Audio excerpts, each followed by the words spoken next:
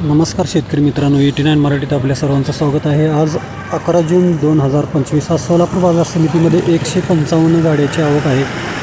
शेतकरी मित्रांनो, आज ₹1 मार्केट थोडंसं कमी झालेलं आहे. सरासरी आजचा जो दर आहे तो ₹1100 आहे.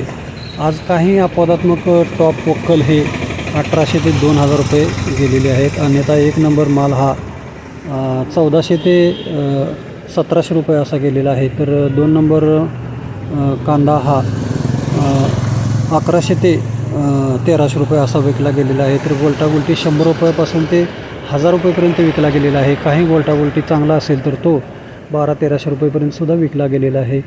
एकूणच सध्या आवक कमी असून देखील बाजारामध्ये कांद्याला उठाव दिसत नाही. त्यामुळं आज सोलापूर बाजार समितीमध्ये सरासरी कांद्यानं ₹1ची घसरण दिसून येत आहे.